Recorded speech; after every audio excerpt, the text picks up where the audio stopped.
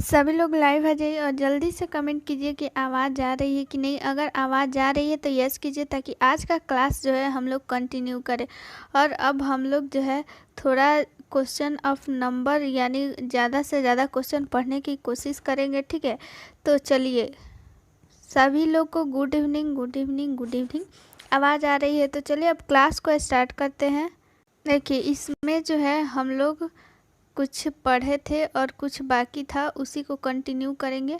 और फिर बाकी जो टाइम बच जाएगा उसमें हम लोग अगला पीडीएफ वाला भी करेंगे, ठीक है। चलिए, हम लोग इसमें कहाँ तक पढ़े थे? 25 नंबर पढ़ लिए थे, ठीक है। अब पढ़ना है 26 नंबर। 26 नंबर क्वेश्चन क्या कहता है, जल्दी से पढ़ेंगे। जिनको भी पता है आंसर ना, वो लोग जल्दी से कमेंट करेंगे, ठीक है। मानव भ्रूण की सार्वभौमिक प्रवृत्ति है। मानव भ्रूण यानी कि फीटस। सार्वभौम मतलब यूनिवर्सल, ठीक है। जैसे कि यूनिवर्सल आप लोग डोनर जानती होंगी। सार्वभौम मतलब वो सारे जगह जहाँ वो चीज़ लागू होता है, किसी के लिए भी वो स्पेशल नहीं होता है, वो सारे चीज़ों के लिए एक ही समान होता है। सार्वभौमिक मतलब आप लोग को समझ में आ गया होगा, ठीक है। तो वही सार्वभौम प्रवृत्ति पूछ रहा है कि मानव भ्रूण की सार्वभौम प्रवृत्ति क्या है। तो देखिए, ऑप्शन नंबर फर्स्ट है विस्तारित, ऑप्शन नंबर सेकंड है मोड़, और फिर ऑप्शन नंबर सी है कुछ समय बढ़ाया गया और कुछ समय तक फ्लेक्सेट किया गया, और ऑप्शन नंबर डी है उच्च विस्तारित। यानी कि प्रवृत्ति मतलब क्या, आप एक तरह का लक्षण मान सकते हैं, ठीक है। तो इसका क्या हो जाएगा आंसर? ऑप्शन नंबर बी, ठीक है। बहुत लोग का आंसर जो है, आप लोग तुक्का मत लगाइए। जिन लोगों को भी अगर पता है वही आंसर बताइए, ठीक है। ऐसे फिर जो है गड़बड़ हो जाएगा। तो आप लोग कॉपी और पेन निकाले होंगे तो ज़रूर से नंबर दीजिएगा, ठीक है। आज टोटल हम लोग 50 नंबर क्वेश्चन करेंगे। टोटल 50 क्वेश्चन पढ़ने वाले हैं, इसीलिए थोड़ा सा हम लोग जल्दी जल्दी करेंगे, टाइम वेस्ट नहीं करेंगे। अगर जो है, चलिए, ये क्वेश्चन इम्पोर्टेंट उतना नहीं है, इसको हम लोग इग्नोर करेंगे। ये जो है उतना इसमें दिमाग लगाने वाली चीज़ नहीं है। तो चलिए हम लोग अगला क्वेश्चन पढ़ लेते हैं। अगला क्वेश्चन बहुत इम्पोर्टेंट है, इससे क्वेश्चन पूछा जा सकता है, ठीक है। ये क्वेश्चन पूछाता है क्वेश्चन में, इसलिए आप लोग इसको ध्यान से पढ़ेंगे। इसका आंसर सभी लोग देंगे, ठीक है। एक महिला जो गर्भवती हो गई है लेकिन उसने कभी भी जीवित बच्चे को जन्म नहीं दिया है, तो उसे कहा जाता है क्या? वो कहा जाता है नुल्लीपेरा, न्यूलीग्रेविडा, मल्टीपेरा और परपूरा। तो इसका राइट आंसर क्या हो जाएगा? देखिए, सबसे पहले क्वेश्चन आप लोग समझिए। क्वेश्चन क्या बोल रहा है? ऐसी महिला जो गर्भवती हो गई है लेकिन अभी तक कोई भी जीवित बच्चे को जन्म नहीं दिया है। जीवित बच्चे को जन्म नहीं दिया है, यहाँ पे देखिए, यानी कि वो कभी ना कभी प्रेग्नेंट हुई है, ठीक है। इसका मतलब क्या हुआ कि वो प्रेग्नेंट हुई है लेकिन किसी कारण बस कि मतलब वो स्टिल बर्थ जन्म दी होगी, यानी मरा हुआ बच्चा या फिर अबॉर्शन हो गया होगा, लेकिन वो प्रेग्नेंट हुई है, ठीक है। तो उसको हम लोग क्या बोलेंगे? आप लोग कमेंट में सब लोग आंसर देंगे। न्यूली ग्रेविडा किसी का आंसर आ रहा है और नल्ली पेरा भी आ रहा है, तो क्या हो जाएगा इसका? ऑप्शन नंबर फर्स्ट हो जाएगा, नल्ली पेरा बोलेंगे, ठीक है। जिसने अभी तक कोई भी जीवित बच्चा नहीं दिया हुआ है लेकिन वो कभी ना कभी प्रेग्नेंट हुई है, तो उसे हम लोग क्या बोलेंगे? नुल्ली पेरा, ठीक है। देखिए, जिन लोगों को भी अगर समझ में क्वेश्चन ना आए ना, तो आप लोग बैक कीजिएगा और फिर से एक बार सुन लीजिएगा ना, तो फिर आप लोगों को समझ में आ जाएगा, ठीक है। चलिए अगला क्वेश्चन हम लोग देख लेते हैं, क्योंकि एक ही क्वेश्चन को जब हम बार बार वही बात बोलेंगे तो फिर अगर जो भी डिफ़िकल्ट होगा उसको हम खुद ही 2-3 बार बता देंगे। लेकिन जो ऐसे नॉर्मल क्वेश्चन है उसके लिए जिसको ज़रूरत नहीं है, तो आप लोग बैक करके, जिनको भी अगर मान लीजिए कभी आवाज़ नहीं आई उनके पास या फिर कुछ और दिक्कत है, तो वो लोग थोड़ा सा बैक करेंगी तो वो फिर से जब सुनेंगी तो वो समझ में आ जाएगा, ठीक है। क्योंकि हम लोग टाइम वेस्ट करेंगे तो फिर जो है टाइम ज़्यादा हो जाएगा और हम लोग का पढ़ाई भी उतना कंप्लीट नहीं हो पाएगा। ठीक है, तो चलिए क्वेश्चन अगला पढ़ लेते हैं। एक महिला जिसने एक बच्चे को जन्म दिया है क्या कहलाती है? यानी एक बच्चे को जन्म दिया है तो उसको हम लोग क्या बोलेंगे? ठीक है, देखिए पिछले बार ये सारा ऑप्शन था इसलिए सारा ऑप्शन नहीं बताए, फिर वहाँ बता देते तो आप लोग अगला क्वेश्चन नहीं कर पाते, इसलिए क्वेश्चन को ही अच्छा से समझ लीजिए। ये सारा जितना जो है ना इसमें ऑप्शन, ये सारा कुछ ऑप्शन आप लोगों को उसमें आगे क्वेश्चन में दिख जाएगा। तो देखिए यहाँ पे क्या बोल रहा है, वो महिला को हम लोग क्या बोलेंगे जिसने एक बच्चे को जन्म दिया है। ठीक है, तो देखिए यहाँ पे क्या है, प्रीमी पेरा, मल्टीपेरा, लिविडा और फिर प्रीमी ग्रेविडा। यहाँ पे लिविडा नहीं होगा, यहाँ पे ग्रेविडा होगा। ठीक है, टाइपिंग में स्टिक है। तो ये आप लोग ऑप्शन में बताइए कि क्या हो जाएगा इसमें। इसका आंसर तो सभी लोग को पता होगा, ये क्वेश्चन और भी जो लोग थ्योरी पढ़े होंगे ना तो उनको बहुत बार ये क्वेश्चन बताया भी गया है। तो क्या हो जाएगा, इसमें ज़्यादातर लोग का ऑप्शन आ रहा है ए। तो ठीक है, तो यही ऑप्शन नंबर ए है राइट आंसर। सभी लोग आप लोग इसका आंसर लिखिएगा और फिर काउंट करके ज़रूर लास्ट में बताइएगा आप लोगों का कितना क्वेश्चन सही हुआ है। ठीक है, चलिए अगला क्वेश्चन देख लेते हैं। अगला क्वेश्चन क्या कहता है, एक महिला जो पहली बार गर्भवती होती है क्या कहलाती है? यानी पहली बार गर्भवती हुई है, यानी वो अभी तक कभी भी बच्चे को जन्म नहीं दी है, तो उसको हम लोग क्या बोलेंगे? प्रीमी पेस प्रीमी, यहाँ पे पेरा होगा। ठीक है, यहाँ पे ये र है, टाइपिंग मिस्टेक है, तो प्रीमी पेरा इसको पढ़िएगा, मल्टी पेरा, न्यूली ग्रेविडा, प्रीमी ग्रेविडा। तो इसका आंसर क्या हो जाएगा? Option number D. ठीक है, प्रीमी ग्रेविडा। तो देखिए चाहे वो पहली बार गर्भवती हुई हो या फिर एक बच्चे को जन्म दी हुई हो, उस दोनों को हम लोग क्या बोलेंगे? प्रीमी ग्रेविडा। नल्ली ग्रेविडा किसको बोलेंगे? जो कि अभी तक कोई भी एक भी जीवित बच्चे को जन्म नहीं दी है, लेकिन पिछले बार वो जो है प्रेग्नेंट हुई है। ठीक है, लेकिन किसी कारण बस उसका गर्भ जो है नहीं ठहरा है या फिर बच्चा जो है वो डेथ कर गया है किसी के कारण, तो उसको हम लोग न्यूली ग्रेविडा पढ़ेंगे। पिछले क्वेश्चन में हम लोग जानने थे। ठीक है, न्यूली ग्रेविडा किसे बोलेंगे? तो न्यूली ग्रेविडा उसे बोलेंगे जो अभी तक कोई भी जीवित बच्चा जन्म नहीं दी है, लेकिन जो पहली बार गर्भवती हुई है या फिर जिसने एक बच्चे को जन्म दिया है तो उसको हम लोग क्या बोलेंगे? प्रीमी ग्रेविडा बोलेंगे। ठीक है, चलिए आप लोग को ये समझ में आया। चलिए अगला क्वेश्चन देख लेते हैं। ये क्वेश्चन बहुत इंपॉर्टेंट है प्लस इजी भी है, तो इसका आंसर आप सभी लोग दीजिए। देखिए क्या बोल रहा है, प्रसव पूर्व सलाह में शामिल है। यानी प्रसव, अगर कोई लेडी प्रेग्नेंट है, उसका भी प्रसव नहीं हुआ है, डिलीवरी नहीं हुआ है, तो उसको आप लोग क्या सलाह देंगी?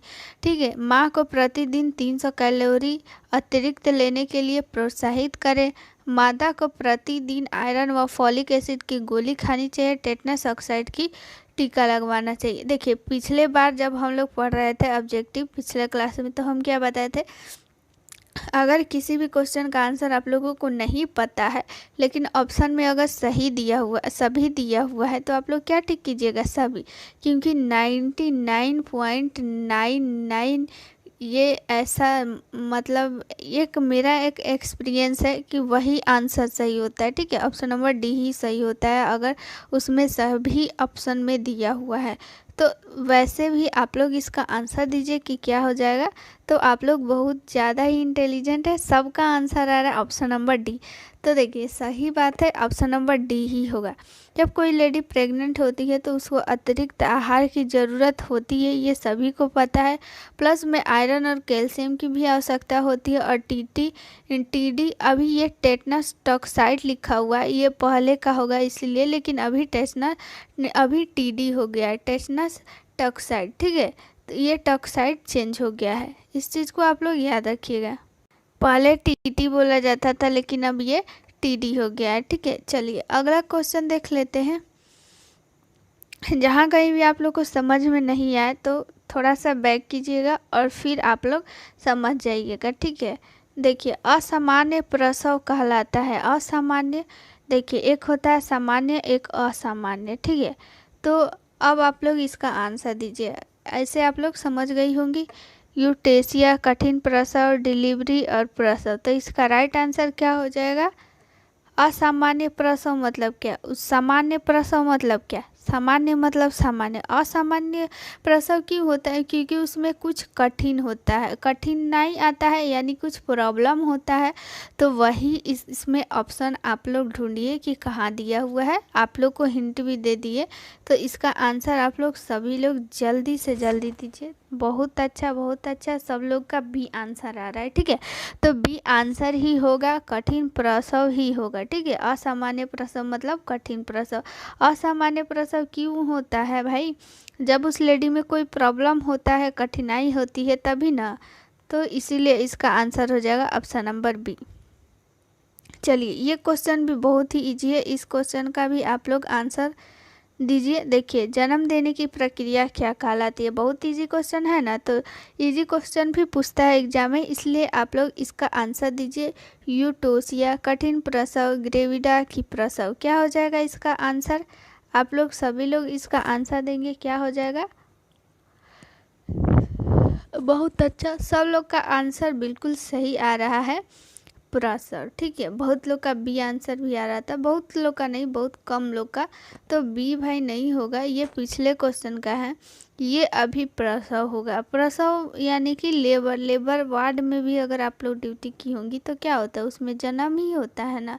तो जन्म देने की प्रक्रिया को ही हम लोग क्या बोलते हैं? प्रसव बोलते हैं, ठीक है। चलिए, अगला क्वेश्चन देख लेते हैं। 33 नंबर क्वेश्चन क्या बोल रहा है? निम्न में से कौन सा वास्तविक प्रसव पीड़ा का लक्षण नहीं है? देखिए, ऑप्शन नंबर फर्स्ट कहता है दर्दनाक गर्भाशय संकुचन।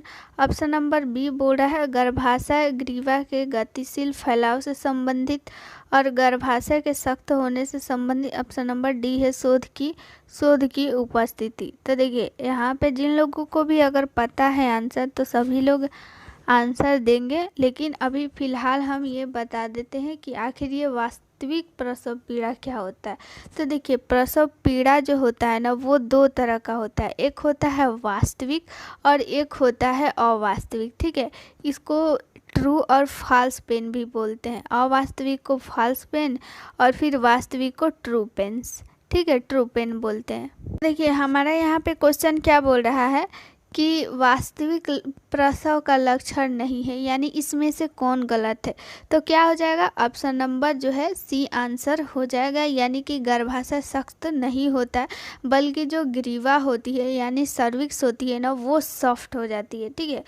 और फिर वास्तविक और मतलब अवास्तविक में आप लोग को अंतर भी बता देते हैं, तब आप लोग को ये क्वेश्चन बहुत ही अच्छा से समझ में आ जाएगा। देखिए, होता ये है ना कि जो भी वास्तविक प्रसव पीड़ा होता है उसका एक निश्चित टाइम होता है, ठीक है। जैसे कि 30 मिनट पे आएगा, तो फिर अगले 30 मिनट पे आएगा। लेकिन अवास्तविक जो प्रसव पीड़ा होता है ना, वो कभी भी आ जाएगा। जैसे कि अभी 15 मिनट पे आ गया, अगला में 20 मिनट पे आए या फिर 30 मिनट पे आए, कभी भी आ सकता है, ठीक है। इसका कोई निश्चित टाइम नहीं होता है। लेकिन वास्तविक जो प्रसव पीड़ा होता है ना, उसमें एक निश्चित टाइम अंतराल होता है, ठीक है। और फिर एक और है, दूसरा नंबर ये है ना कि वास्तविक प्रसव पीड़ा में जिन लोगों को भी अगर ये कन्फ्यूजन होगा, जिन लोग को भी ये नहीं पता होगा ना, तो वीडियो को रुक करके आप लोग लिख लीजिएगा, क्योंकि क्लास में जब हम लिखवाएंगे तो वो ज़्यादा टाइम लग जाएगा, ठीक है। तो वास्तविक प्रसव पीड़ा में दूसरा नंबर ये है कि ये बहुत ही लंबे समय तक रहता है, ठीक है। जब भी आएगा तो थोड़ा देर तक रहेगा, मतलब। लेकिन जो अवास्तविक यानी कि फॉल्स लेबर पेन जो होता है ना, वो जल्दी ही गायब हो जाता है। जैसे वो कुछ सेकंड के लिए ही आता है, जैसे 15 से 30 सेकंड तक ही रहेगा, ठीक है, कुछ सेकंड में रहेगा। लेकिन ये जो है कुछ मिनट तक रहता है वास्तविक, ठीक है। लेकिन जो वास्तविक प्रसव पीड़ा होता है ना, वो बहुत ही पेनफुल होता है, यानी बहुत ही मतलब दर्दनाक होता है। लेकिन अवास्तविक जो होता है उसमें जो होता है वास्तविक प्रसव पीड़ा के मुकाबले उसमें कम जो है पेन होता है। ठीक है, तो इस चीज़ को आप लोग याद रखिएगा। ये क्वेश्चन बहुत इंपॉर्टेंट है। ये क्वेश्चन जो है एग्जाम में पूछा जाता है। ठीक है, बहुत बार पूछा जाता है। जैसे यहाँ पे ही बोल दिया लक्षण नहीं है, या फिर क्वेश्चन में ये भी दे देता है कि लक्षण है। तो इस चीज़ को भी आप लोग याद रखिएगा, ध्यान में रखिएगा। प्रसव पीड़ा, वास्तविक प्रसव पीड़ा क्या है, अवास्तविक प्रसव पीड़ा क्या है। ठीक है, बस इतना ही। और ये होता है ना कि वास्तविक प्रसव पीड़ा में जो गर्भाशय ग्रीवा होता है उसका फैलाव होता है और वो सॉफ्ट हो जाता है। ठीक है, लेकिन अवास्तविक में ऐसा कुछ नहीं होता है। देखिए अगला क्वेश्चन क्या कहता है कि प्रसव के पहले चरण की अवधि प्रीमी ग्रेविडा लगभग होती है। यानी कि देखिए प्रसव की अगर हम बात करें तो प्रसव को हम लोग 4 चरण में विभक्त करते हैं। ठीक है, यानी कि प्रथम चरण, यानी उसको इंग्लिश में फर्स्ट स्टेज भी लिखता है। First stage, second stage, third stage और फिर फोर्थ स्टेज, या फिर पहला चरण, दूसरा चरण, तीसरा चरण या फिर चौथा चरण। ऐसे करके पूरा टोटल 4 चरण होता है। और फिर चारों चरण में ये प्रीमी ग्रेविडा के लिए अलग टाइमिंग होता है और सेकेंड मतलब कि ये मल्टी ग्रेविडा के लिए अलग टाइम होता है। ठीक है, तो आगे जैसे जैसे क्वेश्चन आता जाएगा सबके बारे में डिटेल जानते जाएंगे। प्रथम चरण में क्या होता है, दूसरा चरण में क्या होता है, कम से कम कितना टाइम लगता है। देखिए तो पहला चरण में क्या होता है, टोटल अभी हम लोग क्या जाने कि प्रसव का 4 चरण होता है। ठीक है, 4 चरण होता है। लेकिन पहला चरण में क्या होता है, पहला चरण कब से कब तक काउंट करते हैं, प्रीमी ग्रेविडा में कितना टाइम लगता है। इसका आंसर सभी लोग दीजिए तो 10 से 12, 6 से 8, 2 घंटा और 30 मिनट। क्या हो जाएगा इसका आंसर, इसका आंसर सभी लोग देंगे कि इसका आंसर क्या हो जाएगा। Option number A right answer है। सबका बहुत अच्छा आंसर आ रहा है। तो देखिए प्रथम चरण में क्या होता है कि जैसे ही वास्तविक प्रसव पीड़ा आरंभ हुआ, ठीक है, ट्रू लेबर पेन आरंभ हुआ, तो उसके साथ से ही ये प्रथम चरण हम लोग काउंट करते हैं कि प्रथम चरण स्टार्ट हो चुका है। ठीक है, कब से स्टार्ट करते हैं, जब भी अगर वास्तविक प्रसव पीड़ा आरंभ होता है उस टाइम से ले करके और जब तक ग्रीवा यानी कि सर्विक्स का पूर्ण विस्तार नहीं हो जाए, यानी फुल डायलेटेशन नहीं हो जाए। तो फुल डायलेटेशन कितना सेंटीमीटर का होता है, 10 सेंटीमीटर। इम्पॉर्टेंट क्वेश्चन है, आप लोग वीडियो को रोक कर जरूर देख लीजिए, सॉरी लिख लीजिएगा कि फुल डायलेटेशन यानी संपूर्ण विस्तार, यानी ग्रीवा का संपूर्ण विस्तार टोटल कितना होता है, 10 सेंटीमीटर तक होता है। ये एग्जाम में पूछा हुआ क्वेश्चन है, तो इस चीज़ को आप लोग याद रखिएगा कि प्रसव जो होता है ये सर्विक्स का संपूर्ण विस्तार टोटल 10 सेंटीमीटर तक होता है। तो प्रसव का प्रथम चरण कब से कब तक हम लोग काउंट करेंगे, वास्तविक प्रसव पीड़ा से लेकर जब तक कि सर्विक्स का संपूर्ण विस्तार नहीं हो जाए। संपूर्ण विस्तार यानी 10 सेंटीमीटर तक नहीं फैल जाए, तब तक हम लोग प्रथम चरण की गणना करते हैं। तब उसी टाइम को हम लोग क्या बोलेंगे, प्रथम चरण बोलेंगे। ठीक है, तो ये प्रीमी ग्रेविडा में इतना होने में 10 से 12 घंटा लग जाता है। लेकिन सेकेंड जो आगे हम लोग जानेंगे मल्टी ग्रेविडा में ये क्वेश्चन दिया हुआ है। देखिए आगे ये क्वेश्चन आएगा, आगे क्वेश्चन आ गया ना, इसलिए इसका आंसर नहीं बता। अब इसका आंसर आप लोग बताइए। प्रीमी ग्रेविडा में तो हम लोग 10 से 12 घंटा जान लिए थे कि 10 से 12 घंटा होता है, लेकिन अब इसमें हम लोग देखिए क्वेश्चन क्या बोल रहा है कि मल्टी ग्रेविडा में प्रसव के पहले चरण की अवधि होती है। मल्टी ग्रेविडा में कितना होती है पहले चरण की अवधि, ये पूछ रहा है। ऑप्शन नंबर फर्स्ट है 10 से 12, ऑप्शन नंबर सेकंड है 6 से 8, ऑप्शन नंबर सी है 2, ऑप्शन नंबर डी है 30 मिनट। तो क्या हो जाएगा, प्रीमी ग्रेविडा में हम लोग जाने थे कि प्रथम चरण में 10 से 12 घंटा, लेकिन मल्टी ग्रेविडा में 6 से 8 घंटा ही लगता है। ठीक है, तो प्रथम चरण कब से कब स्टार्ट हो गया, वास्तविक प्रसव पीड़ा से लेकर के ग्रीवा के संपूर्ण विस्तार तक, यानी सर्विक्स के फुल डायलेटेशन तक के चरण को मतलब जितना टाइम लगा उसी को हम लोग क्या बोलेंगे, प्रथम चरण। जब से हम लोग का वास्तविक प्रसव पीड़ा उत्पन्न हुआ और जब तक कि सर्विस का फुल डायलेटेशन नहीं हो जाए, यानी ग्रीवा का संपूर्ण विस्तार नहीं हो जाए, तब तक के टाइम को, इस दोनों के बीच में जितना टाइम लगता है ना, उसको हम लोग प्रथम चरण की अवधि मतलब काउंट करेंगे। ठीक है, तो ये प्रीमी ग्रेविडा में 10 से 12 घंटा लगेगा और मल्टी ग्रेविडा में 6 से 8। प्रीमी ग्रेविडा मतलब क्या हो जाएगा, जो पहली बार माँ बनी हुई है। मल्टी ग्रेविडा मतलब जो 2 या 2 से अधिक बार माँ बनती है, तो उसको हम लोग क्या बोलते हैं, मल्टी ग्रेविडा बोलते हैं। ठीक है, चलिए आप लोग को समझ में आया है कि नहीं ये क्वेश्चन, जल्दी से बता दीजिए। चलिए समझ में आ गया है, बहुत अच्छा तरीका से हम बताए भी है। अगर जिन लोगों को भी मतलब फिर से वीडियो को देखना है, एक बार और समझना है, तो आप लोग वीडियो को बैक करके भी आप लोग देख सकती हैं। हालांकि सबका कमेंट आ रहा है कि समझ में आ गया है। तो चलिए अगला क्वेश्चन देख लेते हैं। तो चलिए ये जो है उस पीडीएफ में का ख़त्म हो गया है, ये अब दूसरा आया हुआ है पीडीएफ। तो इसको आप लोग जो है आप लोगों को मिल जाएगा, एक में ही करके आप लोग को ज्वाइन करके मिल जाएगा ये पीडीएफ, इसके लिए टेंशन नहीं लीजिए। तो हम लोग अब अगला क्वेश्चन देखते हैं। ठीक है, अगला क्वेश्चन क्या कहता है, निम्न में से जो एक से अधिक गर्भधारण की विशेषता नहीं है। यानी क्वेश्चन क्या बोल रहा है, सबसे पहले आप लोग क्वेश्चन को समझिए।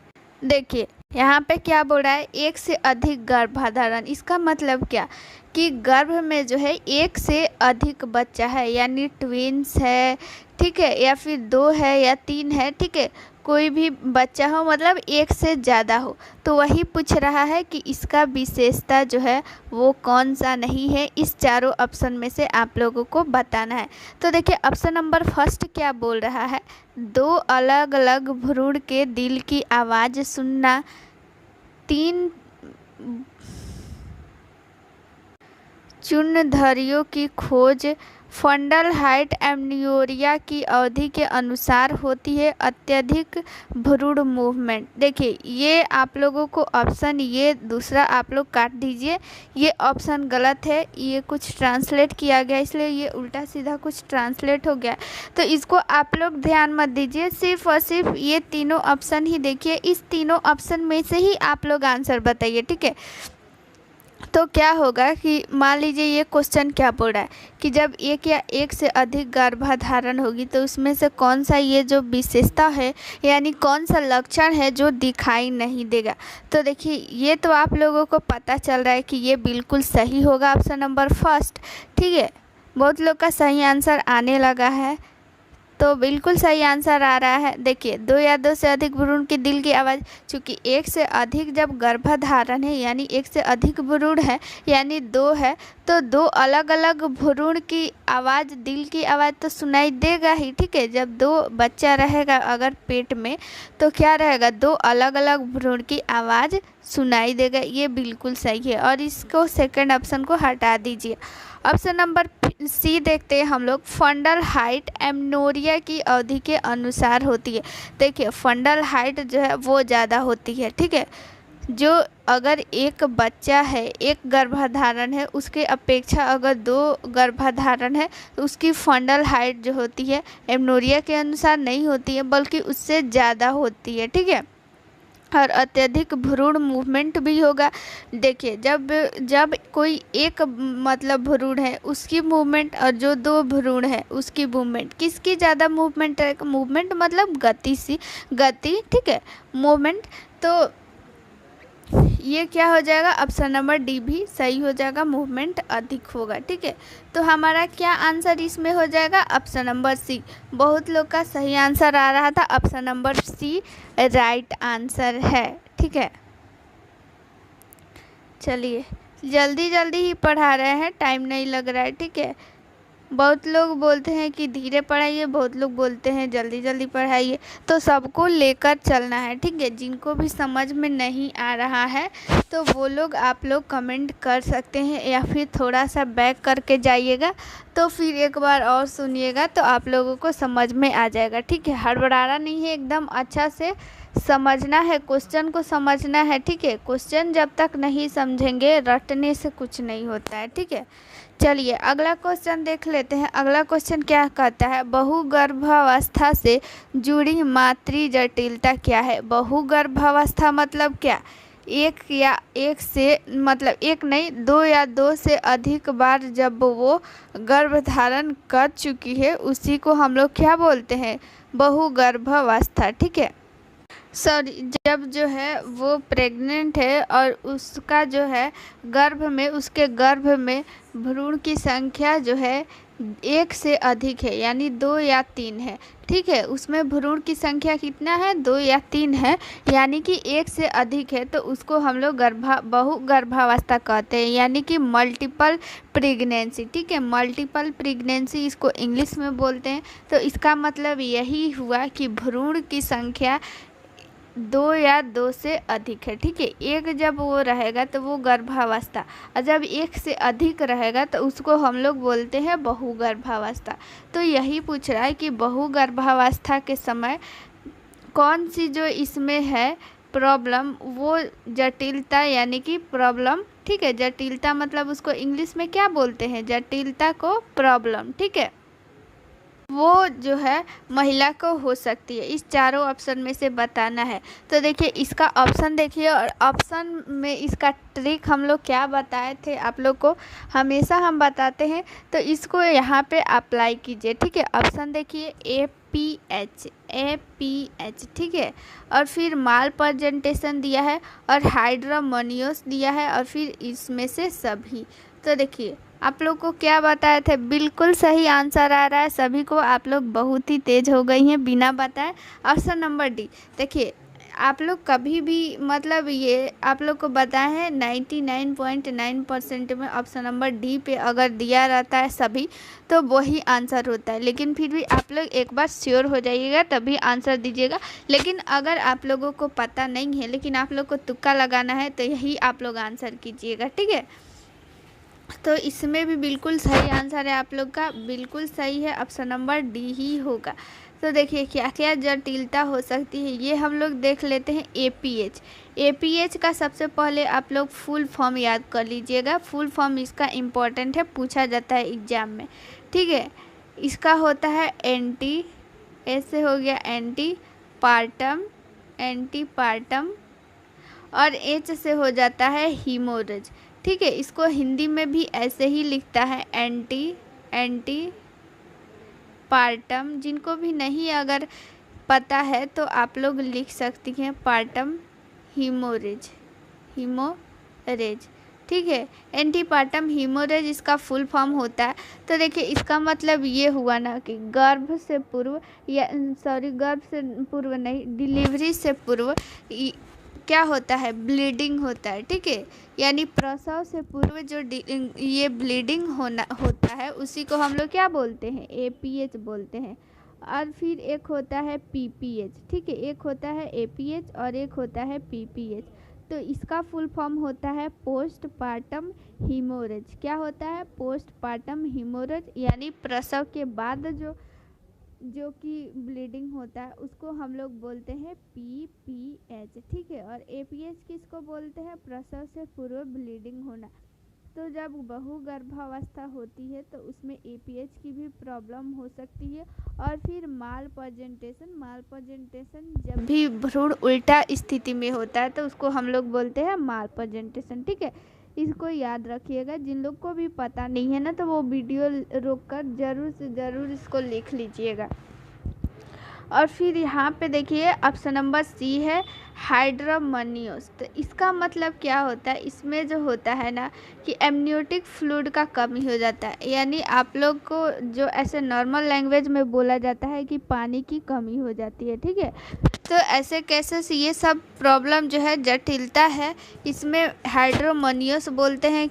कैसे बोलते हैं, जबकि एमनियोटिक द्रव जो होता है कम हो जाता है तो उसको हम लोग बोलते हैं कि हाइड्रोमोनियस। ठीक है, एक जब नॉर्मल डिलीवरी होती है ना तो उसमें नॉर्मल कितना एमनियोटिक फ्लूइड होना चाहिए, 800 ml लगभग होना चाहिए, तभी उसका नॉर्मल डिलीवरी होता है। अगर कम है तो भी दिक्कत और ज़्यादा है तो भी दिक्कत। ठीक है, तो वो सीजेरियन से ही होता है, उसमें नॉर्मल डिलीवरी नहीं होता है। लगभग में 800 ml जो है पानी यानी फ्लूइड एमनियोटिक फ्लूइड रहना चाहिए, तभी नॉर्मल डिलीवरी होता है। तो ये बहु गर्भावस्था में यानी मल्टीपल प्रेगनेंसी में ये तीनों जो है जटिलताएं देखने को मिलती है। ठीक है, चलिए आप लोग को समझ में आ रहा है ना, तो जल्दी से कमेंट कीजिए, क्योंकि जितना ज़्यादा से ज़्यादा हम लोग ये क्वेश्चन करेंगे तो आप लोग को पता है उतना ही ज़्यादा आप लोग की प्रैक्टिस बढ़ेगी। ठीक है, क्योंकि आप लोगों को पता ही है कि ये जो मिडवाइफरी सब्जेक्ट है कितना इम्पोर्टेंट है। अगर सबसे ज़्यादा इम्पोर्टेंट अगर देखा जाए सब्जेक्ट तो यही सब्जेक्ट है। हम लोग इतना ऑब्जेक्टिव क्वेश्चन करेंगे ना कि एग्ज़ाम में, इससे बाहर एग्ज़ाम में आ ही नहीं सकता है। ठीक है, इतना ही आप लोग पढ़ के जाइएगा ना तो एग्ज़ाम में आप लोग बैठिएगा, इससे बाहर एग्ज़ाम में पूछ ही नहीं सकता है। तो चलिए अगला क्वेश्चन हम लोग देख लेते हैं कि गर्भावस्था एक ऐसी स्थिति जिसमें एमनियोटिक द्रव की मात्रा 200 ml से कम हो जाती है। यानी कि गर्भावस्था ऐसी स्थिति यानी ऐसी गर्भावस्था जिसमें एमनियोटिक द्रव जो होती है 200 ml से भी कम हो जाती है, तो उसको हम लोग क्या बोलेंगे। ऑप्शन नंबर फर्स्ट है ओलियोहाइड्रोमनियोस, पॉलीहाइड्रोमोनियोस, एकाधिक गर्भधारण और अस्थानिक गर्भधारण। इसको ज़रूर से ज़रूर सभी लोग आंसर दीजिए। तो देखिए एक वर्ड यहाँ पे आप लोग जान लीजिए, एक वर्ड यहाँ से रिलेट कीजिएगा। अगर कहीं भी अगर पोली लिखा होगा ना तो पोली मतलब होता है ज़्यादा। ठीक है, पोली मतलब इसमें मेडिकल टर्म में आप लोग जान लीजिएगा कि इसका मतलब होगा ज़्यादा। तो ये ऑप्शन आप लोग काट दीजिए। ठीक है, फिर आप लोगों को जो है पिछले क्वेश्चन में ही बताए थे कि जब उसमें एमनियोटिक द्रव जो होता है वो कम हो जाता है तो उसको हम लोग क्या बोलते हैं। तो हाइड्रोमोनियोस वर्ड आ रहा था, तो इससे भी आप लोग रिलेट कर सकती हैं। ठीक है, अगर एक क्वेश्चन आप लोगों को पता है और क्वेश्चन को पढ़ लीजिए, नहीं आ रहा है ना तो ऑप्शन को आप लोग रिलेट कीजिए। ऑप्शन को रिलेट कीजिएगा ना तो जिसका आंसर आप लोगों को नहीं पता होगा ना वो लोग भी आप लोग आंसर कर सकती हैं। तो इससे तो पॉली मतलब अधिक हो गया, लेकिन यहाँ पे कम बोल रहा है तो ये ऑप्शन कट गया और ये भी कट गया, ये भी कट गया, क्योंकि अभी हम लोग पिछले क्वेश्चन में पढ़े थे हाइड्रोमोनियस क्या। तो अगर कम हो जाएगा ना तो ओलिगो हाइड्रोमोनियस बोला जाता है। इम्पॉर्टेंट क्वेश्चन है, आप लोग को एग्जाम में पूछा जा सकता है, इसको इग्नोर नहीं कीजिएगा। बहुत इंपॉर्टेंट क्वेश्चन है कि अगर गर्भावस्था में एमनियोटिक द्रव की मात्रा 200 ml से कम हो जाती है तो उसे ओलियो हाइड्रोमोनियस बोला जाता है। और यहाँ पे दिया हुआ है देखिए पॉलीहाइड्रोमोनियस, तो इसमें क्या होता है ना, तो इसमें एमनियोटिक फ्लूइड अधिक हो जाता है। कितना अधिक हो जाता है, 2000 ml से भी अधिक हो जाता है। ठीक है, 2000 ml से भी अधिक हो जाता है। जबकि एक नॉर्मल डिलीवरी के लिए आप लोगों को पिछले बताए अभी क्वेश्चन में कि कितना चाहिए, 800 ml तक होना चाहिए। ठीक है, 800 से 1000 भी तक रहता है तो वो नॉर्मल माना जाता है। ठीक है, तो इससे आप लोग रिलेट कर लीजिएगा। अगर कहीं भी पॉली लिखा हुआ है, अगर आप लोग को कहीं भी पॉली अगर लिखा हुआ नज़र आ जाएगा तो आप लोग उसको ज़्यादा से रिलेट कीजिएगा। ठीक है, तो इसका आंसर क्या हो जाएगा, ऑप्शन नंबर फर्स्ट ओलिहाइड्रोमोनियस। इसमें क्या होता है, एमनियोटिक फ्लूइड 200 से भी ml से कम हो जाता है। ठीक है, चलिए अगला क्वेश्चन देख लेते हैं। अगला क्वेश्चन प्लेसेंटा प्रीविया के निश्चित उपचार में शामिल है। पूर्ण आराम, पूरक हेमेटनिक, और फिर यहाँ पे क्या दिया हुआ है, टोकोलिटिक्स का उपयोग, सिजेरियन सेक्शन।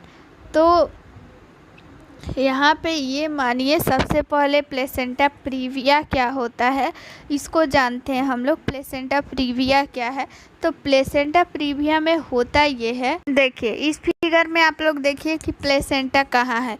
ये जो है यूट्रस है, ये क्या है, यूट्रस है, और यूट्रस के ऊपर वाले हिस्से में क्या है, प्लेसेंटा है। ठीक है, ऊपर वाले हिस्से में प्लेसेंटा है। लेकिन प्लेसेंटा प्रीविया में ये होता है ना कि ये प्लेसेंटा यहाँ पे न रह के यहाँ पे आ जाता है, इसके मुख पे आ जाता है। ठीक है, यूट्रस के मुख पे आ जाएगा, ऐसे इसको छेक लेगा। ठीक है, तो इसको हम लोग क्या बोलते हैं, प्लेसेंटा प्रीविया बोलेंगे। तो प्लेसेंटा प्रीविया का एक यही उपचार है, सिजेरियन सेक्शन। ठीक है, अगर प्लेसेंटा प्रीविया रहता है तो सिजेरियन करके ही भ्रूण को यानी बच्चा को बाहर निकाला जाता है। ठीक है, चलिए अगला क्वेश्चन देख लेते हैं। अगला क्वेश्चन, आप लोग क्वेश्चन को अच्छा से समझिएगा ताकि ज़्यादा से ज़्यादा देर तक याद रहे।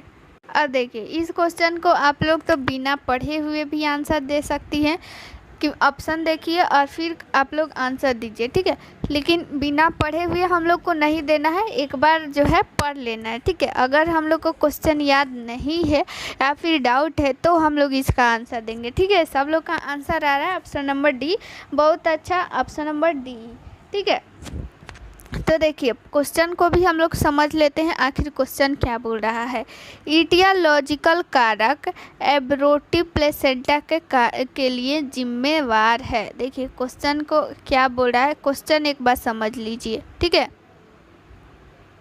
ईटियोलॉजिकल कारक एब्रोटिव प्लेसेंटा के लिए जिम्मेवार है, क्या पूछ रहा है। ठीक है, तो यहाँ पे हम लोग जानेंगे ईटियोलॉजिकल कारक क्या है। ईटियोलॉजिकल क्या है, तो देखिए ईटियोलॉजिकल एक प्रकार का क्या है, अध्ययन है। ठीक है, जैसे कि हम लोग पढ़ते हैं मिडवाइफरी, चाइल्ड हेल्थ, नर्सिंग, वैसे ही ईटियोलॉजिकल एक प्रकार का एक स्टडी किया जाता है, एक प्रकार का ये सब्जेक्ट आप लोग मान सकती हैं कि सब्जेक्ट है। इसमें क्या पढ़ा जाता है, इसमें जो है पढ़ा जाता है जो भी जोखिम कारक होता है ना, जैसे कि कोई भी जोखिम कारक हो गया, जैसे बीमारी, आप लोग ये समझ लीजिए कोई भी जो जोखिम भरा बीमारी होता है ना तो उसको हम लोग ईटियोलॉजिकल में पढ़ा जाता है। ठीक है, ये एक चिकित्सा शास्त्र का अध्ययन है, इसको ईटियोलॉजिकल में पढ़ते हैं। जितना जोखिम भरी कारक जो होता है, ठीक है, किसी भी रोग का, अगर मान लीजिए किसी भी रोग को हम लोग कैसे जानते हैं,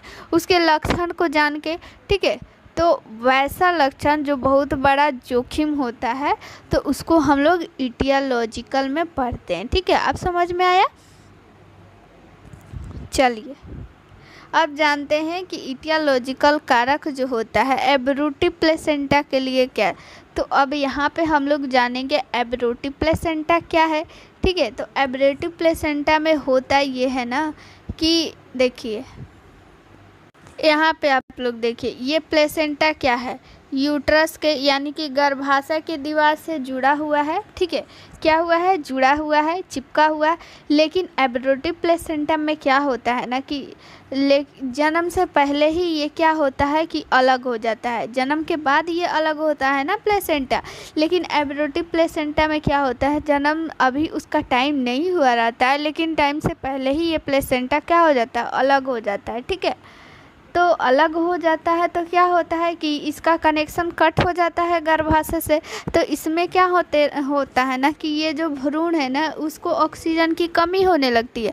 ऑक्सीजन और प्लस में पोषण की भी कमी होगा, क्योंकि सारा कुछ तो इसी से न मिलता है, ऑक्सीजन हो, पोषण हो, तो इस चीज़ की क्या हो जाएगी, भ्रूण में कमी हो जाएगी। तो ऐसी स्थिति में क्या हम लोग निदान कर सकते हैं कि ऐसी स्थिति में सिर्फ और सिर्फ इसका एक यही उपाय है कि बच्चा का जल्दी से जल्दी डिलीवर करा देना, यानी शीघ्र से शीघ्र डिलीवरी कराना। ठीक है, तो एब्रोटिव प्लेसेंटा में आप लोग जान गए कि क्या होता है कि जन्म से पहले ही क्या हो जाता है, प्लेसेंटा यूट्रस यानी गर्भाशय से अलग हो जाता है।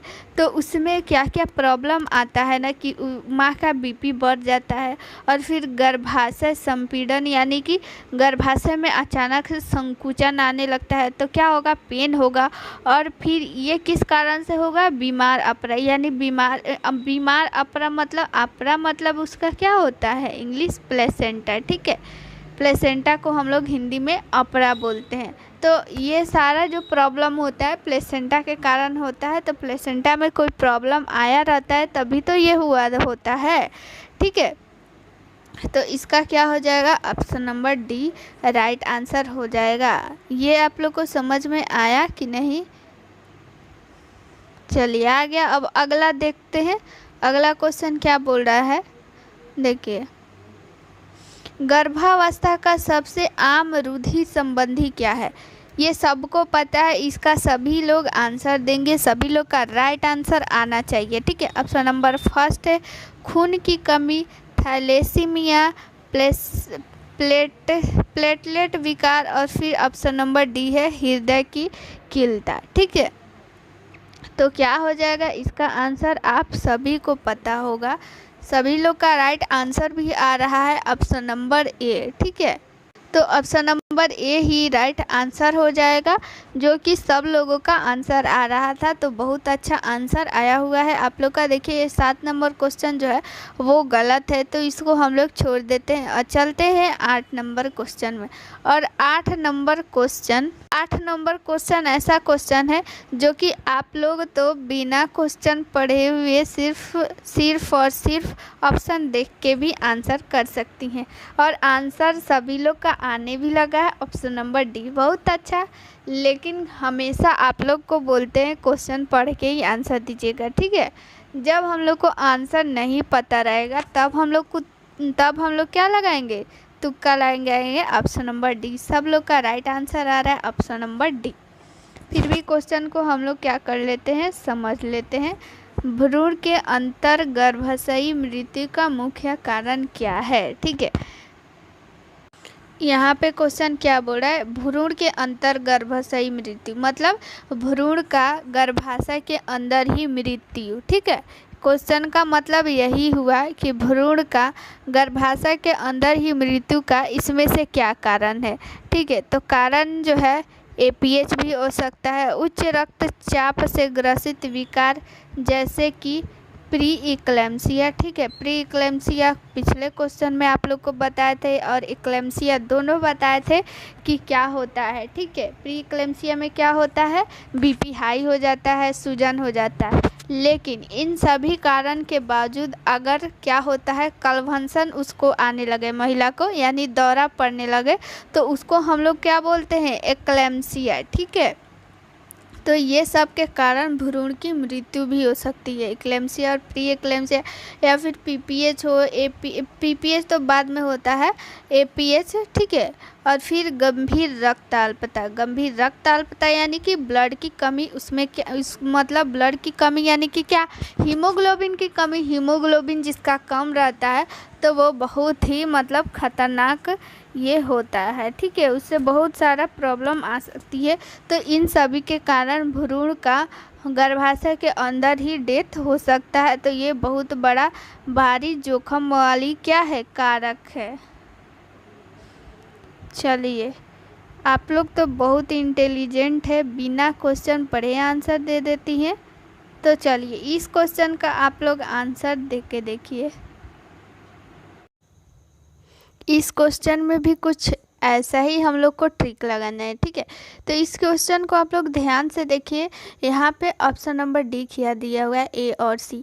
तो इस टाइप का भी अगर आप लोगों को ऑप्शन दिखे ए और सी वाला, तो उसमें भी 80 से 90% चांस रहता है कि वही आंसर होगा। ठीक है, तो अगर आप लोग को मान लीजिए वो क्वेश्चन पता नहीं है, कंफर्म नहीं है, श्योर नहीं है, तो अगर ऑप्शन दिखे ए और सी ऐसा आप लोगों को, तो आप लोग ऑप्शन टिक मारिएगा। ठीक है, लेकिन कभी भी इसको आप लोग पूरा श्योर हो जाइएगा तभी। ठीक है, चलिए क्वेश्चन पढ़ते हैं आगे। क्वेश्चन क्या बोल रहा है, इसको थोड़ा जूम कर देते हैं। ठीक है, चलिए, दिख रहा है आप लोग को पूरा क्लियर। देखिए, प्राथमिक ऊसाइट में प्रथम अर्धसूत्री विभाजन के बाद कौन सी संरचना बनती है। प्राथमिक ऊसाइट से यहाँ पे आप लोग समझ सकती हैं एग को बोला जा रहा है। ठीक है, और प्रथम अर्धसूत्री विभाजन। ठीक है, अर्धसूत्री विभाजन यहाँ पे आया।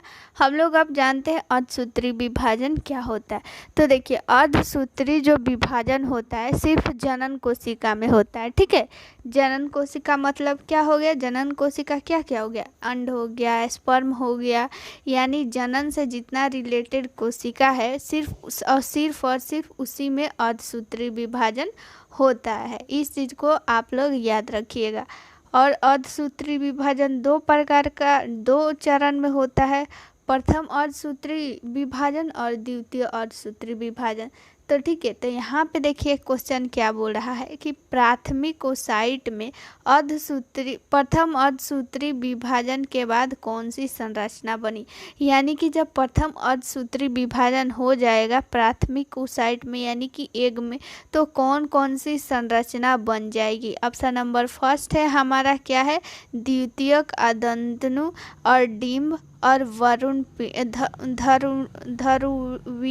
ध्रुवीय, यहाँ पे ध्रुवीय होगा, ठीक है, यहाँ पे गलत लिखा हुआ है, ध्रुवीय पिंड होगा, ठीक है, ध्रुवीय पिंड, ये आप लोग को वहाँ पे सुधार कर दीजिएगा, ध्रुवीय होगा, ठीक है, ध्रुवीय पिंड।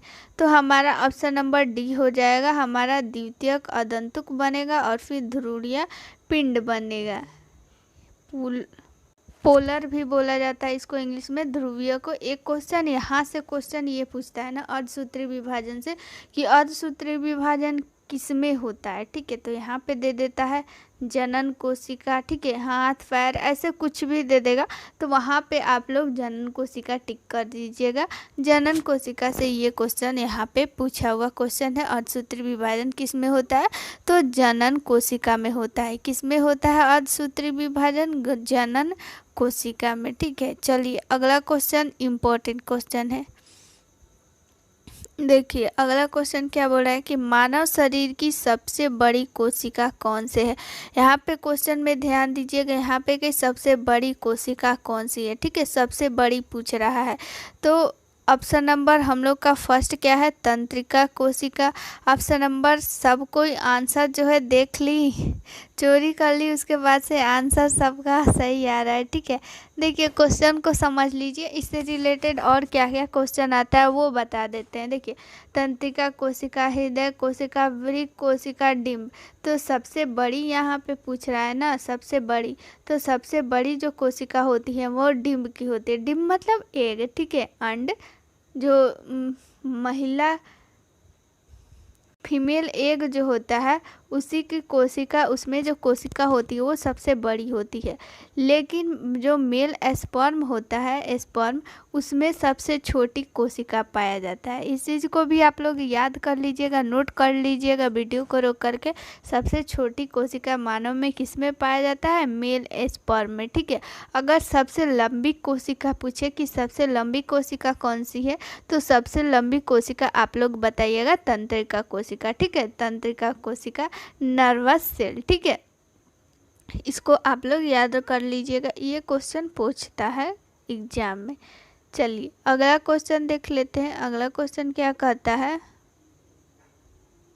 इस क्वेश्चन का भी आप लोग आंसर देखिए, ऑप्शन देखिए और आंसर दीजिए, ठीक है। ऑप्शन देखिए और आंसर देखिए, दीजिए, सभी लोग का आंसर आना चाहिए। यहाँ पे आप लोग ऑप्शन देख के दे दीजिए, लेकिन एग्जाम में जल्द से ज़रूर आप लोग क्वेश्चन पढ़ लीजिएगा, ठीक है।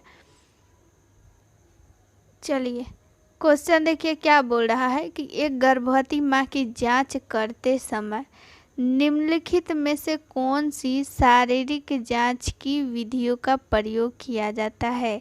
यानी क्या बोल रहा है क्वेश्चन में कि जो गर्भवती माँ आती है तो उसको जो शारीरिक जांच किया जाता है, फिजिकल टेस्ट किया जाता है, तो उसमें हम लोग कौन कौन सा टेस्ट करेंगे। तो सबसे पहले उसके बॉडी का निरीक्षण, पल्पेशन और फिर ऑक्सीटेशन, और इनमें से सभी क्या हो जाएगा। आप सभी का आंसर आ रहा है, इनमें से सभी, बहुत अच्छा आंसर आ रहा है। तो ये सारा आंसर हो जाएगा। सारा जो है हम लोग क्या करते हैं, टेस्ट करते हैं। पाल्पिटेशन मतलब फील करना, जैसे कि ये हो गई माँ और ये उसकी पेट हो गई, हाथ पैर, ठीक है।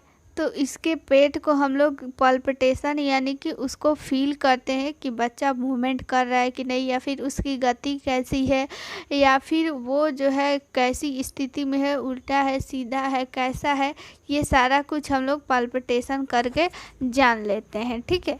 चलिए अगला क्वेश्चन देख लेते हैं। अगला क्वेश्चन क्या कहता है, इसका भी आप लोग आंसर दीजिए, सभी लोग आंसर देंगे।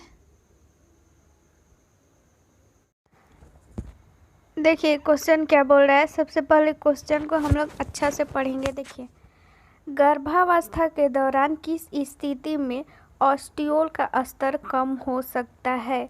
ठीक है, ऑस्टियोल का स्तर कब कब हो जाएगा यही पूछ रहा है। ऑस्टियोल का स्तर मतलब क्या होता है? देखिए, ऑस्टियोल का स्तर जब कम हो जाता है ना तो उस टाइम बहुत सारा विकार उत्पन्न हो जाता है। ऑस्टियोल, देखिए आप लोगों को कितना बार बताया है, ऑस्टी अगर आ गया कभी भी वर्ड में तो आप लोग उसको हड्डी से रिलेट कीजिएगा। ठीक है, तो ऑस्टियोल का स्तर कम हो गया मतलब क्या? ऑस्टियोल का जो भी घनत्व होता है, सॉरी, अस्थि का मतलब हड्डी का यानी बोन का घनत्व कम हो जाता है। कब कम हो जाता है? जब उसका स्तर कम हो जाता है। ऑस्टियोल का स्तर कम हो जाएगा तो उसका जो हड्डी का घनत्व होता है वो भी कम हो जाएगा। तो उसके कम होने से क्या क्या विकार उत्पन्न हो सकता है गर्भावस्था के दौरान, ये हम लोगों को बताना है। ठीक है, तो देखिए ऑप्शन नंबर हमारा फर्स्ट है कि भ्रूण मृत्यु, डाउन सिंड्रोम, हाइड्रेटरी फॉर्म मोल और उपरोक्त सभी। तो आप लोगों को तो इसका आंसर पता ही है, इसका आंसर क्या हो जाएगा? उपरोक्त सभी। तो देखिए, अगर ऑस्टियोल का स्तर कम हो जाएगा गर्भावस्था के दौरान तो भ्रूण की मृत्यु भी हो सकती है और डाउन सिंड्रोम हो सकता है। डाउन सिंड्रोम किस में होगा? भ्रूण में होगा। ठीक है, ये सारा कुछ भ्रूण में ही होगा। तो डाउन सिंड्रोम में आखिर क्या होता है? ये एक जेनेटिक बीमारी है, डाउन सिंड्रोम इसका नाम है, लेकिन इसमें क्या होता है ना, गुणसूत्र की संख्या बढ़ जाता है। ठीक है, डाउन सिंड्रोम नाम है लेकिन इसका गुणसूत्रों की संख्या बढ़ जाता है, यानी 23 जोड़ा होता है ना, यानी 46 होता है टोटल क्रोमोसोम यानी गुणसूत्र, लेकिन इसमें हो जाता है 47। इसके कारण बहुत सारा विकार उत्पन्न हो जाता है। ठीक है, अगला है हाइड्रेटिव फॉर्म मोल। इसमें क्या होता है? हाइड्रेटिव फॉर्म मोल में भ्रूण का जब मतलब जन्म होगा ना, भ्रूण का जन्म होगा तो उसका अच्छा से डेवलप नहीं हुआ रहेगा, उसमें बहुत सारा विकार पाया जाएगा, उसका उत्तक अच्छा से डेवलप नहीं कर पाएगा।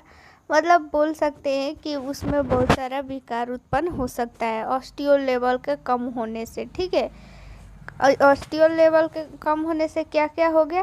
भ्रूण की मृत्यु, डाउन सिंड्रोम और हाइड्रेटिव फॉर्म मोल, ये सारा कुछ उत्पन्न हो सकता है। ठीक है, चलिए अगला क्वेश्चन देख लेते हैं। अगला क्वेश्चन क्या बोल रहा है? 13 नंबर क्वेश्चन देखे हैं।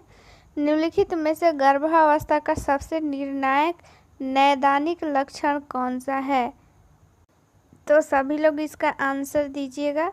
देखिए, द्वितीयक एरियोला का बनना, पेट का बढ़ना, भ्रूण के दिल की आवाज़ और एमनोरिया। ठीक है, तो देखिए यहाँ पे हम लोग निर्णायक नैदानिक लक्षण से क्या समझते हैं कि देखिए किसको बोलेंगे निर्णायक नैदानिक लक्षण उसको बोलेंगे जिसको हम लोग मतलब अवलोकन करके पता चल सके। ठीक है, अवलोकन करके पता चल सके। तो अवलोकन करके कैसे पता चलेगा? एमनोरिया आप लोगों को सबको पता है, ये तो हम लोग अवलोकन नहीं कर सकते, यानी उसको हम लोग देख के नहीं बता सकते हैं। ठीक है, एमनोरिया वो खुद जो गर्भवती स्त्री होती है वो खुद ही फील करती है। ठीक है, पेट अगर किसी का, एमनोरिया मतलब क्या होता है? देखिए, एमनोरिया मतलब ये होता है कि जब भी किसी का पेट बंद हो जाता है तो उसको हम लोग एमनोरिया बोलते हैं। ये गर्भावस्था के दौरान ही होता है। ठीक है, मोनोपॉज अलग है, एमनोरिया अलग है। देखिए, मोनोपॉज वो हमेशा के लिए बंद हो जाता है। ठीक है, 45 जब भी प्लस एज हो जाता है तो उस टाइम मोनोपॉज आ जाता है, यानी कि वो हमेशा के लिए बंद हो जाता है। लेकिन एमनोरिया जो होता है सिर्फ और सिर्फ गर्भावस्था के दौरान होता है, उसके बाद जैसे ही गर्भावस्था ख़त्म होगा तो फिर से वो स्टार्ट हो जाता है पीरियड। ठीक है, तो ये बात समझ गए। उसके बाद अब देखते हैं कि द्वितीयक एरियोला का बनना। ठीक है, ये भी नहीं होगा। पेट का बढ़ना, तो पेट का बढ़ना भी कोई हम लोग नहीं मान सकते कि वो गर्भावस्था है। भ्रूण की दिल की आवाज़ अगर हम लोग अवलोकन कर लेंगे तो इससे हम लोग क्या निर्णय ले लेंगे कि वो स्त्री गर्भावस्था है। तो इसका सटीक आंसर हम लोगों का क्या हो जाएगा? Option number C. ठीक है, निर्णायक नैदानिक लक्षण यही है। ठीक है, निर्णायक नैदानिक लक्षण मतलब आप लोग को नहीं समझ में आ रहा है? देखिए, मतलब कि अवलोकन करके हम लोग जान सकते हैं। तो भ्रूण का दिल का आवाज़ हम लोग जान सकते हैं ना अवलोकन द्वारा। ठीक है, तो यही इसका राइट आंसर हो जाएगा। अगला क्वेश्चन देख लेते हैं।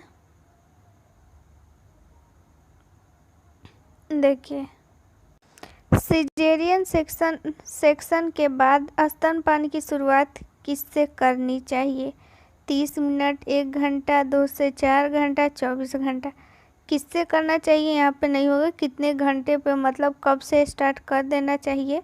ठीक है, तो इसका राइट आंसर सभी लोग बताएंगे कि क्या होगा। सिजेरियन सेक्शन यहाँ पे दिया हुआ है, ये वर्ड आप लोग ध्यान रखिएगा, ये वर्ड ध्यान रखिएगा, तभी अगला क्वेश्चन ये क्वेश्चन आप लोगों का सही हो पाएगा। ठीक है, तो इसका राइट आंसर क्या हो जाएगा, 2 से 4 घंटा। लेकिन अगर नॉर्मल डिलीवरी रहता है तो उसको 1 घंटा या फिर आधा घंटा के अंदर ही, उसको 24 घंटा के अंदर नहीं। बहुत लोग का आंसर आ रहा है 24 घंटा, 24 घंटा नहीं होगा। सिजेरियन में 2 से 4 घंटा होता है। ठीक है, सिजेरियन में, और नॉर्मल में 1 घंटा के अंदर। ठीक है, चलिए अगला क्वेश्चन देख लेते हैं। अगला क्वेश्चन हम लोग का 15 नंबर क्वेश्चन क्या कहता है, पोस्टेरियर फ्रंटल नेल को किस नाम से जाना जाता है?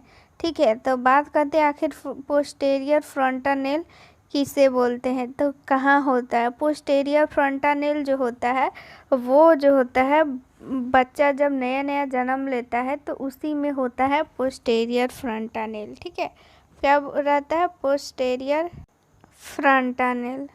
तो देखिए आप लोग फील की होंगी, एक होता है एंटेरियर फ्रंटल नेल, एक होता है पोस्टेरियर फ्रंटल नेल। ठीक है, तो कोई मान लीजिए ये बच्चा है, उसका सिर है, ये मान लीजिए आँख हो गया, ये आँख हो गया, और ये हो गया उसका नाक, और ये मुंह हो गया। तो इसके ऊपर आप लोग देखी होंगी ऐसे जो होता है, ऐसे क्या बोलते हैं उसको, जब टच करने पर वहाँ पे सॉफ्ट रहेगा, और ये पीछे वाला हिस्सा में भी आप लोग सॉफ्ट रहेगा।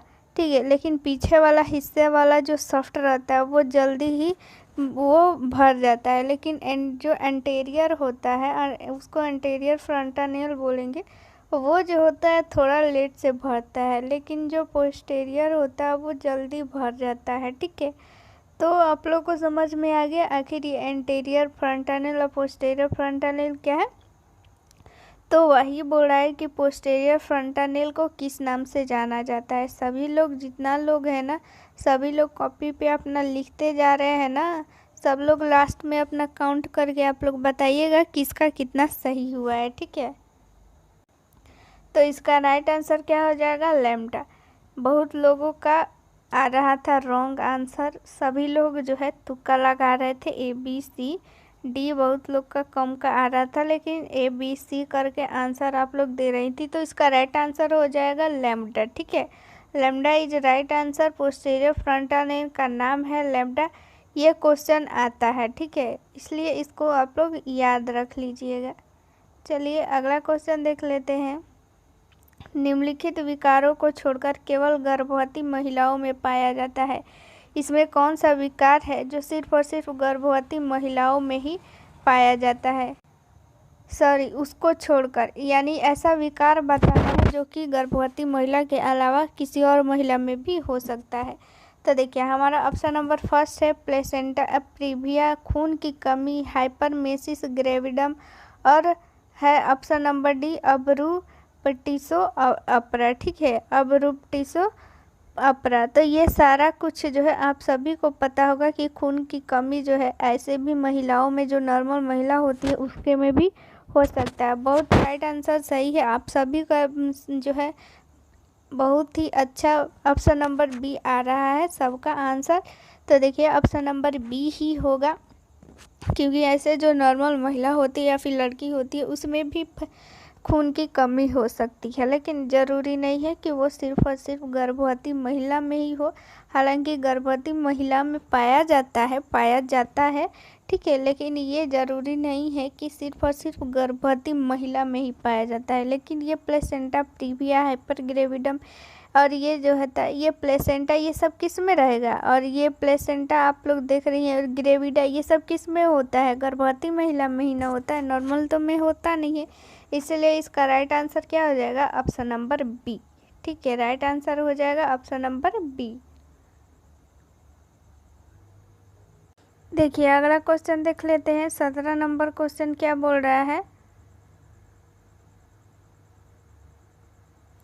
फेरस सल्फेट की एक गोली में मौलिक आयरन तत्व की मात्रा कितनी होती है। यानी फेरस सल्फेट जो गोली होती है उसमें आयरन की कितनी मात्रा होती है, यही पूछ रहा है। ठीक है, 400 मिलीग्राम, 60 मिलीग्राम, 20 मिलीग्राम और 100 मिलीग्राम। तो कितनी होती है आयरन की मात्रा, इसमें राइट आंसर हो जाएगा 40 मिलीग्राम, सॉरी 20 मिलीग्राम। ठीक है, 20 मिलीग्राम होती है फेरस सल्फेट की एक गोली में आयरन की मात्रा। ठीक है, चलिए अगला क्वेश्चन देख लेते हैं। वो सब जो क्वेश्चन है रटने वाला क्वेश्चन है, उसमें ज़्यादा दिमाग लगाने की ज़रूरत नहीं है। अगला क्वेश्चन देख लेते हैं। फेरस सल्फेट की एक गोली में अवशोषित करने योग्य आयरन की मात्रा कितनी होती है।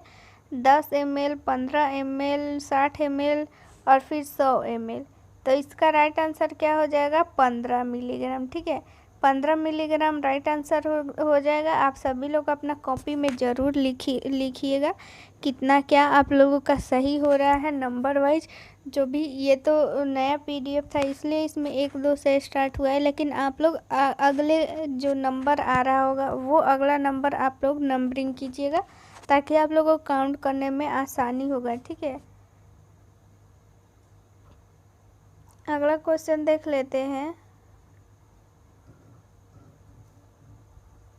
देखिए, गर्भावस्था के दौरान एक महिला को कैल्शियम की कितनी मात्रा आवश्यकता होती है। 500 मिलीग्राम, 1000 मिलीग्राम, 1200 मिलीग्राम और फिर 400 मिलीग्राम। तो इसका राइट आंसर क्या हो जाएगा, इसका ऑप्शन के अकॉर्डिंग आप लोग सभी लोग राइट आंसर ज़रूर दीजिएगा। देखिए सभी लोग का आंसर लगभग सही आ रहा है, 1000 ml। यहाँ पे ऑप्शन के अकॉर्डिंग 1000 ml होगा, लेकिन अगर आप लोगों से अगर ऑप्शन में 1500 मिलीग्राम दिया रहता ना तो आप लोग 1500 मिलीग्राम ही टिक करते, क्योंकि 1500 मिलीग्राम ही आवश्यकता होती है। ठीक है, 1000 मिलीग्राम जो है हम लोग उसको, जब हम लोग 2 कैल्शियम देते हैं ना, गर्भावस्था में 2 कैल्शियम की गोली देते हैं ना, तो 2 कैल्शियम की गोली से हम लोग 1000 ml मिल जाता है। और बाकी जो है हम लोगों का 500 ml जो भी हम लोग खाद्य पदार्थ खाते हैं उससे हम लोग को मिलता है। तो टोटल हम लोगों को 1500 ml की मात्रा की ज़रूरत होती है, मिलीग्राम। ठीक है, लेकिन सॉरी mg, यहाँ पे mg होगा, मिलीग्राम है तो 1500 mg। ठीक है, 1500 mg हो जाएगा। अगर यहाँ पे ऑप्शन 1000 दिया हुआ है तो ऑप्शन के अकॉर्डिंग आप लोग 1000 टिक कीजिए, लेकिन ऑप्शन में अगर 1500 mg रहता ना तो आप लोग 1500 ही टिक करती। ठीक है, इसका राइट आंसर 1500 ही होता है। अगला क्वेश्चन इम्पोर्टेंट क्वेश्चन है और फिर जो है इसका आंसर आप लोग दीजिए, इजी भी क्वेश्चन है। आहार चिकित्सा के संबंध में प्रसव पूर्व सलाह में शामिल है। यानी कि प्रसव पूर्व अगर कोई गर्भवती है, उसका भी प्रसव नहीं हुआ है, वो गर्भवती है, तो आप लोग उसको क्या क्या सलाह दीजिएगा। ठीक है, वो आप लोग बताइए। आहार, देखिए यहाँ पे आप लोग तो ऑप्शन देख के ही आंसर दे दीजिएगा। ठीक है, सब लोगों का आंसर आने भी लगा है, ऑप्शन नंबर डी। तो option number D right answer है। देखिए, आहार पौष्टिक और आसानी से पचने वाला खाद्य पदार्थ देना चाहिए। जितना हो सके तरल पदार्थ उतना ज़्यादा से ज़्यादा खाना चाहिए। ठीक है, आहार में अच्छी मात्रा में हरी सब्जियां और फल शामिल करना चाहिए। सभी गर्भवती माताओं के लिए पूरक आयरन थेरेपी आवश्यक है। ठीक है, आयरन युक्त खाना चाहिए, हरी साग सब्जी खाना चाहिए, सुपाच्य भोजन करना चाहिए, ज़्यादा ऑयली चीज़ नहीं खाना चाहिए। जितना हो सके मतलब कि तरल खाद्य पदार्थ खाना चाहिए, फल फ्रूट खाना चाहिए। ये सारा कुछ तो आप लोग को पहले से ही पता है। ठीक है, चलिए अगला क्वेश्चन देख लेते हैं। अगला क्वेश्चन भी उसी से रिलेटेड है।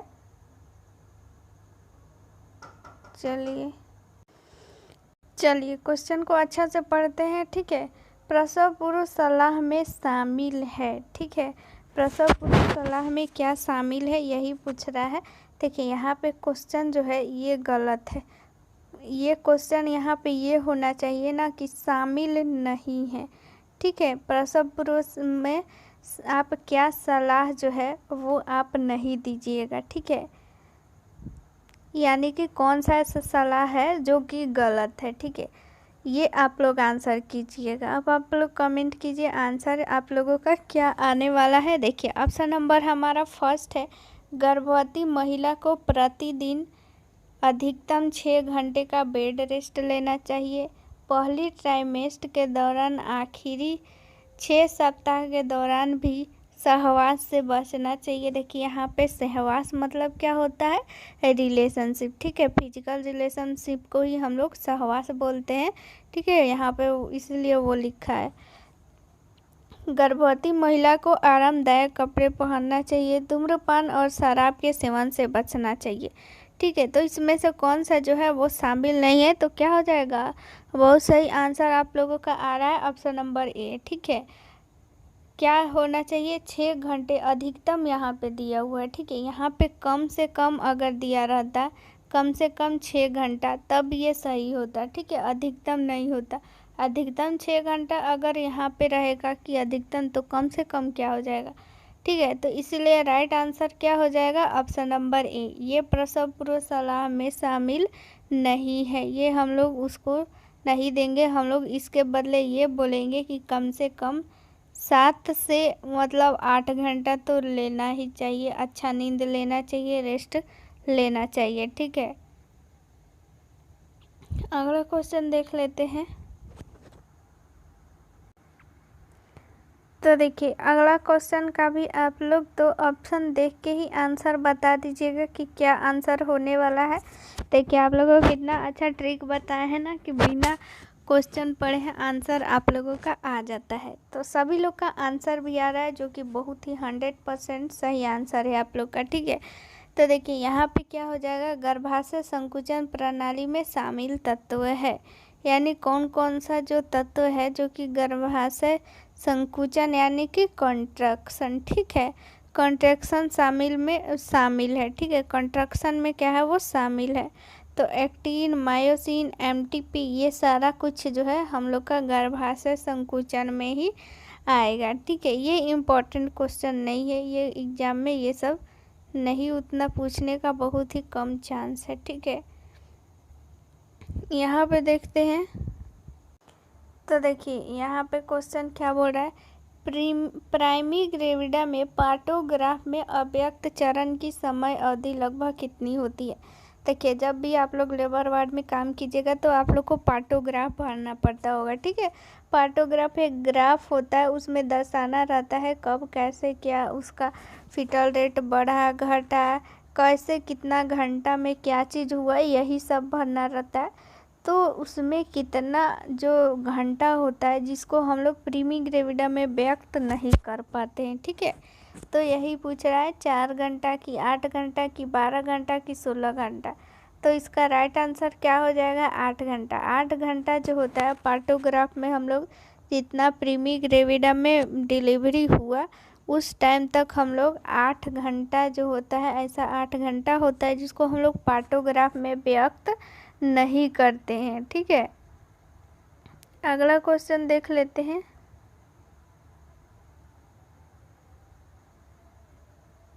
अगला क्वेश्चन इम्पोर्टेंट है, इसको आप लोग याद रखिएगा, ठीक है। ये सारा चीज़ याद करने वाला ही चीज़ है, इसमें कोई समझाने वाला बात नहीं है, इसको आप लोग याद कर लीजिएगा। देखिए अगला क्वेश्चन क्या कहता है, बच्चे के जन्म के बाद समय अवधि को किस नाम से जाना जाता है। यानी कि जब बच्चे का जन्म हो जाता है उसके बाद जो अवधि स्टार्ट होती है उसको किस नाम से जानते हैं। देखिए गर्भावस्था तो नहीं बोलेंगे क्योंकि बच्चे का जन्म हो चुका है, जब तक बच्चे का जन्म नहीं हुआ रहेगा तब तक हम लोग गर्भावस्था बोलेंगे। प्रसव के समय कब बोलेंगे, जब बच्चा का जन्म हो रहा होगा उस समय को हम लोग प्रसव बोलेंगे, ठीक है। बहुत सही आंसर आ रहा है प्यूरिपेरियम, ठीक है। प्यूरिपेरियम ही बोला जाता है। इसका राइट आंसर क्या हो जाएगा, प्यूरिपेरियम। जब भी बच्चे का जन्म होता है उसके बाद का जो समय होता है उसको हम लोग क्या बोलते हैं, प्यूरिपेरियम बोलते हैं। क्या बोलेंगे, प्यूरिपेरियम बोलेंगे। तो अब इसका आप लोग आंसर बताइए कि आखिर जब बच्चा का जन्म हो जाता है तो आप लोग को तो पता चल गया कि पीरिपेडियम बोलेंगे, लेकिन आखिर कब तक बोलेंगे, कितने सप्ताह तक बोलेंगे, या फिर कितने महीने तक बोलेंगे, या फिर कितने दिन तक बोलेंगे। तो देखिए यहाँ पे क्वेश्चन क्या बोल रहा है कि पीरिपेडियम की अवधि होती है, यानी पीरिपेडियम की अवधि कब तक होती है, 7 सप्ताह, 6 सप्ताह, 9 महीना, 28 दिन। तो राइट आंसर क्या हो जाएगा, ऑप्शन नंबर बी, 6 सप्ताह। ठीक है, बहुत लोग का गलत आंसर आ रहा है, 6 सप्ताह तक होता है। अगर वही मंथ में दिया रहता ना, तो 1.5 मंथ अगर दिया रहता तो हम लोग 1.5 मंथ काउंट करते, 1.5 मंथ ही हम लोग सही आंसर बताते। ठीक है, लेकिन यहाँ पे हम लोगों का 6 सप्ताह दिया हुआ है, तो 6 सप्ताह तक की अवधि को हम लोग पीरिपेडियम बोलेंगे। ठीक है, समझ में आ रहा है ना। चलिए ठीक है, इसमें समझने वाली क्या बात है, बस यही है कि जब मान लीजिए बच्चे का जन्म हो गया तो उसके अवधि को हम लोग क्या बोलेंगे, पीरिपेडियम बोलेंगे। और कब तक बोलेंगे, 6 सप्ताह तक, यानी 1.5 मंथ तक हम लोग पीरिपेडियम बोलेंगे। ठीक है, अगला क्वेश्चन बहुत ही इंपॉर्टेंट है, इसको आप लोग याद रखिएगा।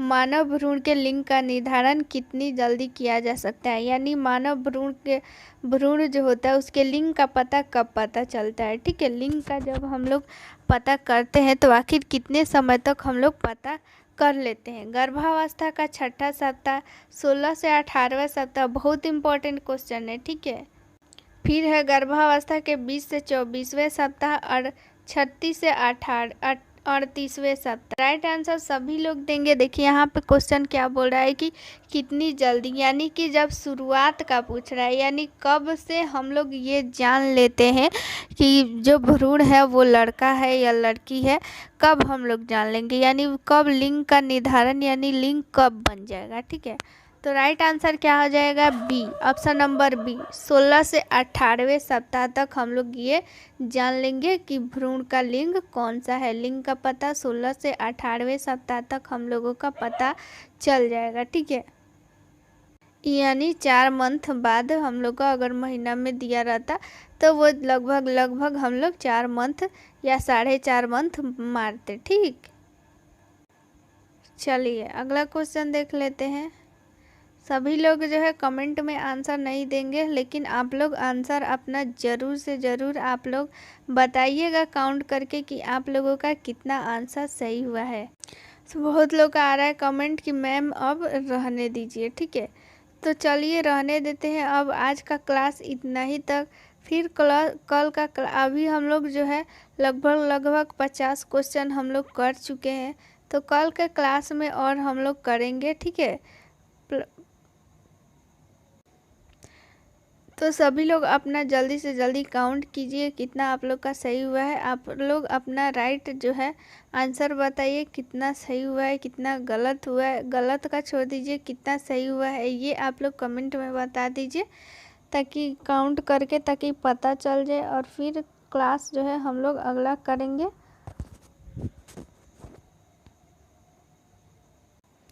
सभी लोग अपना सही आंसर बताएंगे। ठीक है, वेट कर रहे हैं, जल्दी से काउंट कीजिए।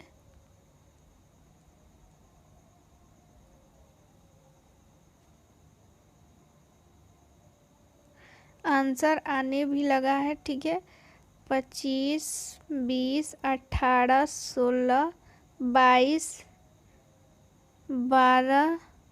12 भी बहुत लोग का। तो देखिए जिन लोग का भी अगर कम आ रहा है तो वो लोग थोड़ा खुद से भी पढ़ने के लिए ट्राई करेंगे। ठीक है, घर पे सब लोग अपना जो भी पढ़ाई यहाँ पे हो रहा है तो पीडीएफ जो खोल के आप लोग एक बार ज़रूर से ज़रूर रिवाइज कर लीजिएगा। इसका आंसर तो साथ ही में दिया रहता है, तो इसका तो कोई टेंशन नहीं है। देखिए हम लोग को ज़्यादा स्ट्रेस लेकर भी नहीं पढ़ना है, अच्छा से समझ के पढ़ना है।